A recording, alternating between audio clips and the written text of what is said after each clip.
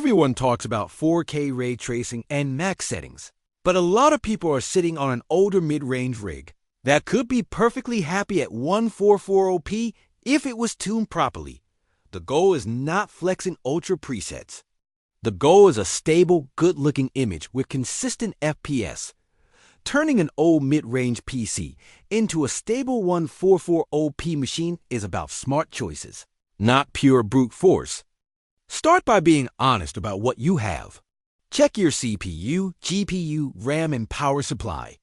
A typical mid-range combo from a few years ago might be a 6-core CPU, 16 GB of RAM, and a GPU that was great at 108p but average at higher resolutions. That is still workable. What you cannot do is pretend it's a brand new flagship. Instead, we build a console-style experience, locked, smooth, and predictable. The first move is choosing the right 1440p target. If your hardware struggles to hold very high FPS, stop chasing 120. Aim for a locked 50 or 60 with stable frame times. That alone takes a lot of pressure off the GPU in your games. Set the resolution to 2560 by 1440. Enable a quality or balanced upscaler like DLSS or FSR if it's available.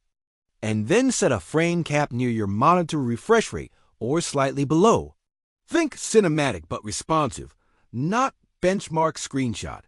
Next, protect image clarity where it matters most. At 1440p, you can keep textures at high in many games as long as your VRAM is not tiny. Clear textures plus a solid upscaler look far better than low textures with ultra lighting.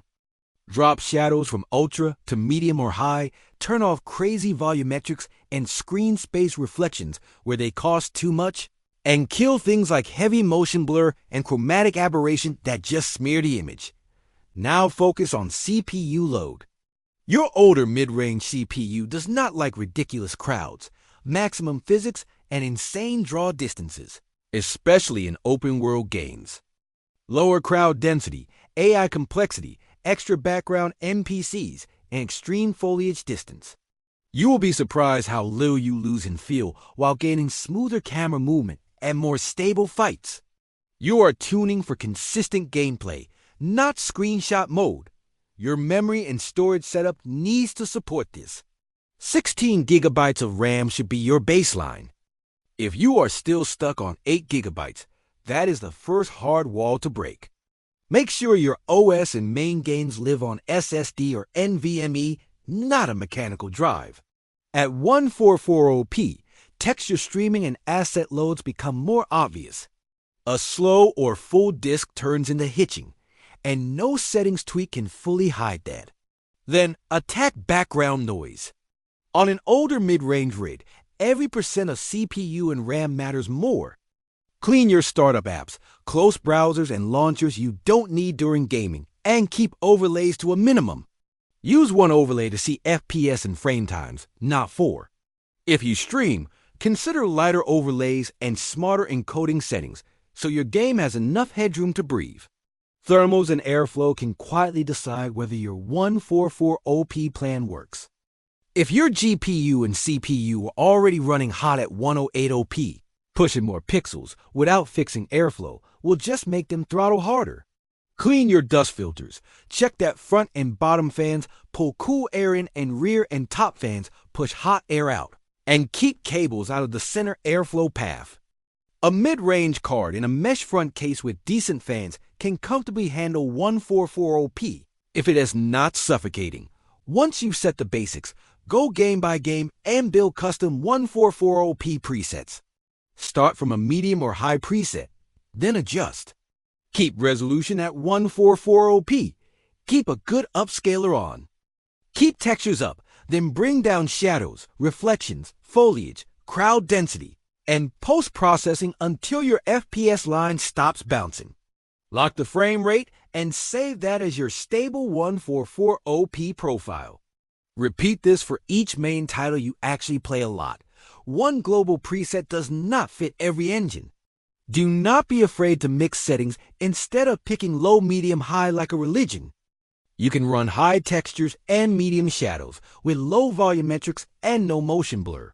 You can keep character quality high and world detail a step lower. The idea is to put quality where your eyes spend time and save performance on things you barely notice during gameplay. If you still feel stutter after all this, look at power delivery and drivers. Make sure your PSU is solid and not some trash unit struggling whenever the GPU spikes. Update GPU drivers to a recent stable version, not an ancient one or a random beta from a forum. Consider turning on a lighter VSync or adaptive sync if your monitor supports it, so small fluctuations around your target FPS don't feel like tearing and jitter. The most important mindset shift is this: your old mid-range rig is not dead just because marketing moved on.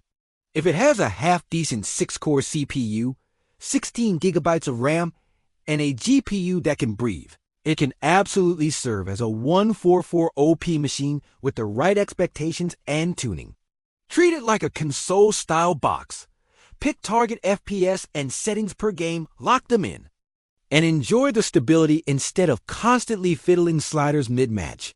Finally, remember that not every game must run at 144 OP native. In some heavy titles, using aggressive upscaling or dropping to a slightly lower internal resolution while keeping your monitor at 144 OP is the smartest move. If the UI is sharp, the motion is smooth, and your eyes are focused on the action, you will barely notice the difference, but your GPU will thank you. Turn the hardware you already own into something stable and reliable instead of sprinting to replace it every year. A good 144 OP experience on an older rig is about discipline, not desperation. If this plan helps you see your old PC as a real 144 OP machine instead of dead weight, follow and subscribe for more grounded, long-term PC tuning and upgrade advice.